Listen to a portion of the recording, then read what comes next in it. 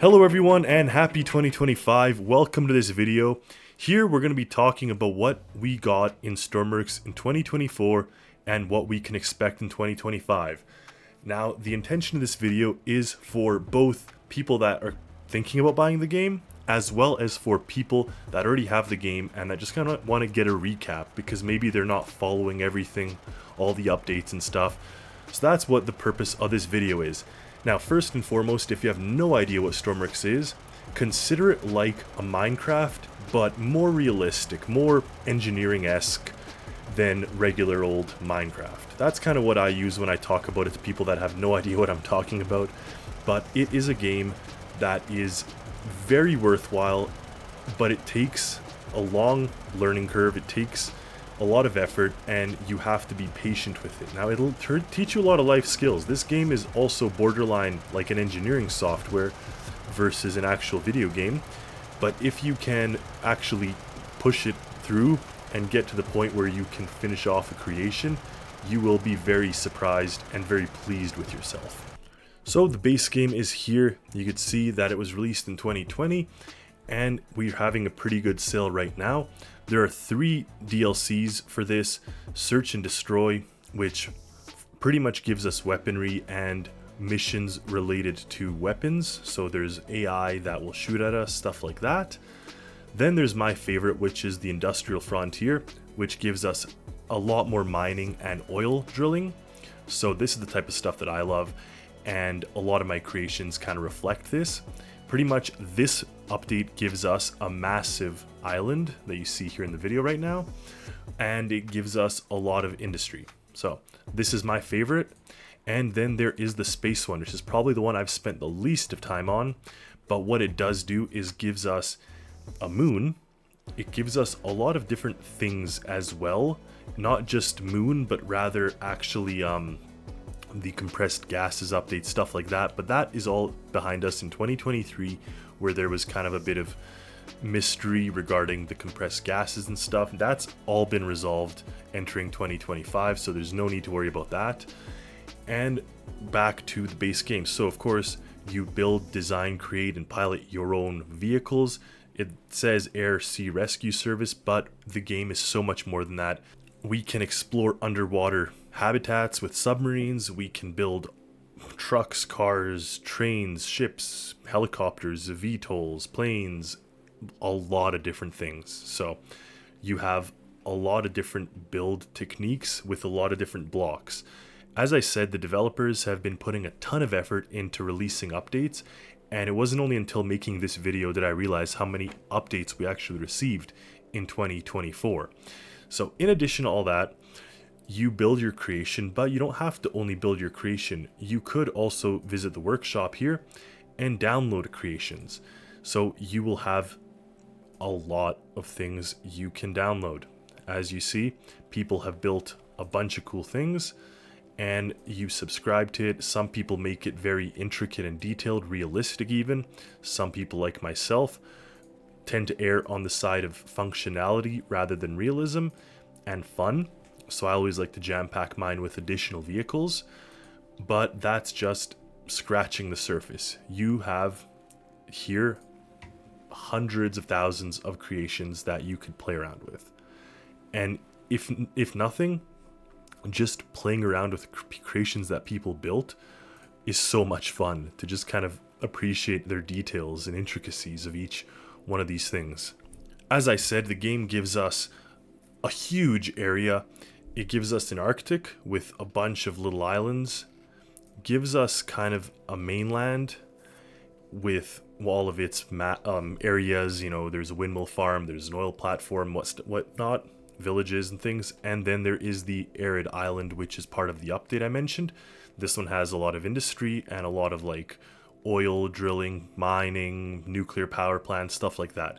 In addition to that, we do have underwater wrecks and caves and stuff to explore, so there's a lot of fun above and below. Now, this isn't even considering the moon. The moon has its own set of craters and habitats and things that we can explore and do. Now, inside the game, if you are confused, you definitely want to find yourself a video where to start. Like I said, it does require some effort and some a bit of dedication to learn the systems, but pretty much in the workbenches, you can spawn any of your workshop creations like I just showed you. So these are not mine, or not all of them at least are not mine, but you can spawn your own builds and you can work on your own creations. So in the case of this VTOL, you could see all the logic behind it. Each one of these nodes contains data, and you have a system including these microcontrollers is what they're called. That is where you program in how the nodes function and interact with each other. You have LuaScript at your disposal as well, so you can use LuaScript to make displays and make processes. You can mod the game, all kinds of stuff. So you also have to worry about electricity, so you do have to put batteries in your creation that can run out of batteries. You have to put a fuel tank, they can run out of fuel. You can have video nodes, audio nodes, and rope nodes. So when you spawn the thing in, you get something like this, and then you can actually interact with your creation. So keep in mind, this is all programmed by myself. You have these displays and kind of like different functions with each one. And of course, the actual usability of the crafts are all dependent on you as well. So how they work and how they function, I mean, you gotta do it yourself, and then you get the satisfaction of having built your own creation. So that is the basic gist of the game as far as the building's concerned. Now, they did give us a ton of new parts in the game that we can use. But even before I get into that, I want to talk about the new missions, or the types of missions, the things that you do in the game. So say you get a creation, whether you build your own or whether you download someone else's, you can do search and rescue, you can fly around the map, rescue people, save people, you can tow things, you can use, there's recovery missions, so it'll just be like a simple, vehicle that needs towing or servicing. But then they added some fishing, which was awesome. People at first were sort of put off. They didn't want fishing. They wanted the game to go more back to its basics. But honestly, I think that a game where we have such expansive ocean, it really does make sense to have fishing. So first they added fishing in the game in the sense of giving us fishing rods, which was awesome. We got ourselves some fishing rods, and then they went ahead and gave us fishing nets. So you can see here, there's fishing rods, a little fishing boat, a lot of fun. But then we got ourselves fishing nets. So then it actually got to industrial style fishing. And if I spawn this, you'll see the soft body physics of the net there. So that is a fishing net. And then lastly, they added crab pots. So the crab pots themselves are quite small, but I've seen creations that have tons of these things stacked up together, and you can deploy them and collect a ton of crabs or lobsters.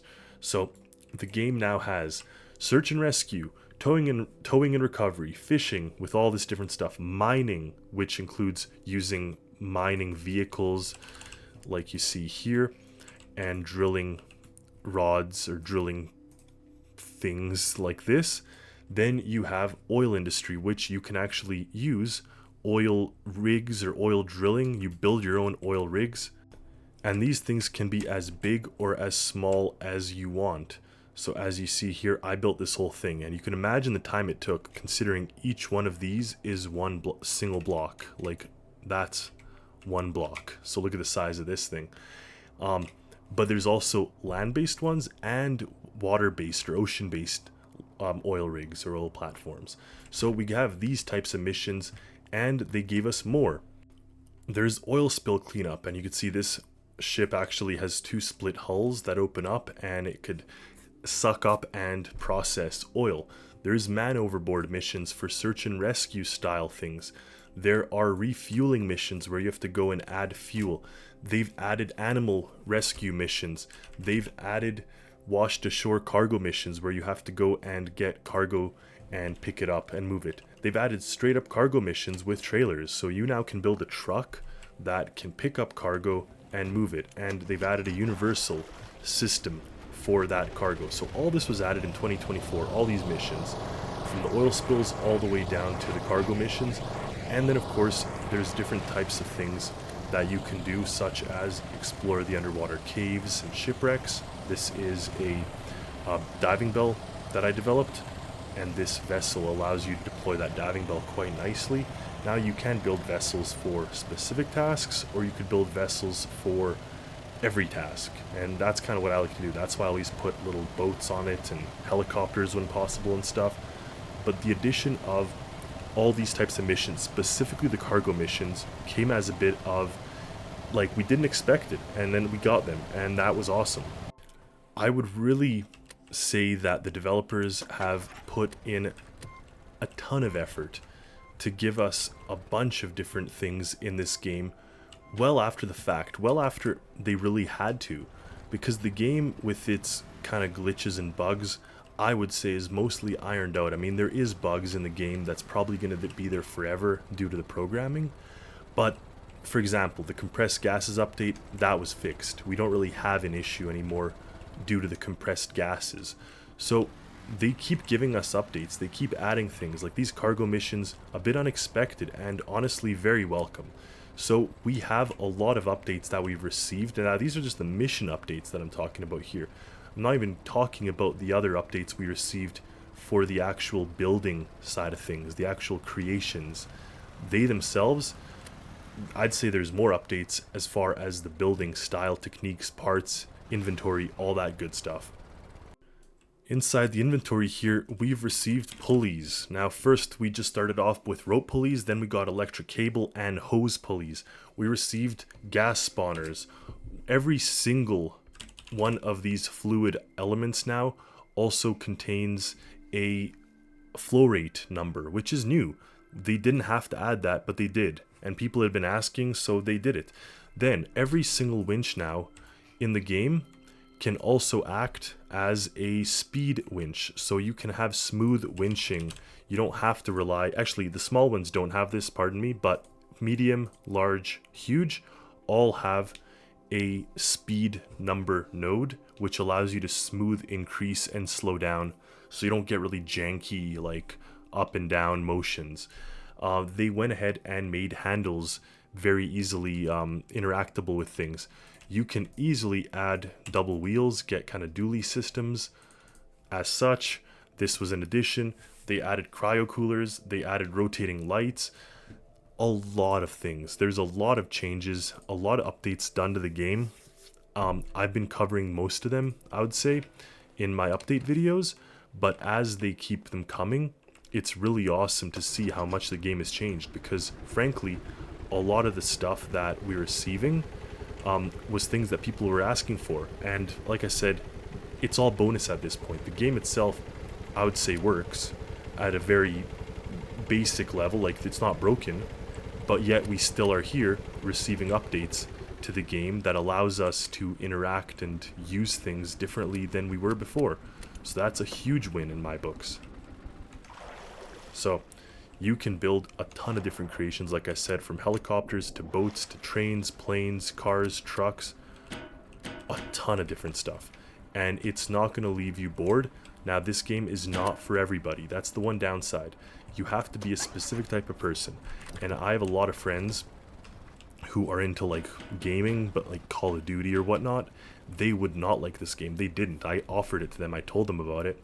But this is just not their style. So you have to have a specific type of want to make creative things. So the best thing I could describe it with is like the Minecraft style. You just want to make things. Or you got to be a fan of Lego. You just got to be a creative type of person who wants to build, or otherwise use other people's creations to explore and accomplish tasks. So those are kind of the criteria to really successfully play this game and not be, you know, upset. This is not something that you could just pick up and quickly put down. You really need to learn the intricacies of the game if you want to succeed in the missions and the exploration side of things here. And what's awesome is in 2025, the developers have already told us they're going to be releasing sales, which is absolutely a huge element of the game. People have been asking for sails for so long, and this will give us literally a new power source. It'll give us the ability to, harness wind energy and have our creations function via that. So that's a huge win. They also said they're going to be updating some of the NPC actions. They're going to be updating some of the interfaces and displays, giving us kind of a heads up display on the person, and a lot of changes. And that's only Q1 and Q2. So I do think the developers truly do care about the game and have a lot of ideas in mind for updates and to kind of give people that much more fun components. So I do think that the game itself is worth the money. It's worth the skills that you learn, the coding that you learn, the programming, problem solving, and ultimately there are fun missions. There is a fun pastime, even if you just want to take your little fishing boat out and start catching some fish. That's pretty satisfying too, especially if your boat works properly. So that's always a good thing too. It gives you the ability to have literally a free world and moon that you can explore. You can put your creations up.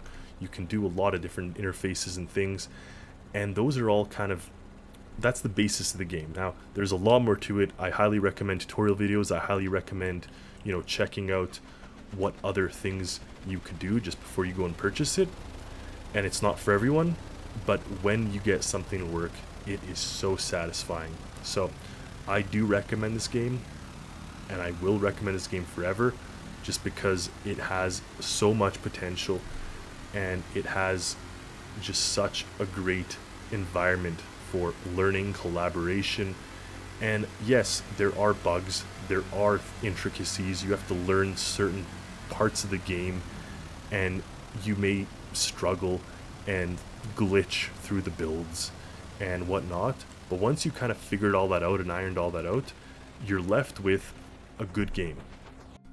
Last but not least, they talked about the asset modding. Now, there's different types of modding here. There's modding for inventory, where you'd actually have, different lights or different components, and those are awesome, but at this time of making the video, they don't have it compatible with uploading, so you couldn't add custom lights and upload your creation to the workshop, so you have to leave it to yourself or your own computer.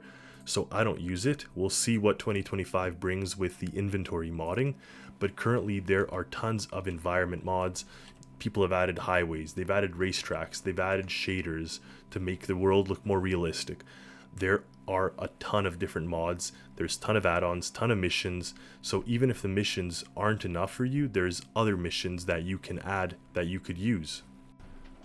And I know it's only scratching the surface, but that's pretty much all I want to talk about in this video.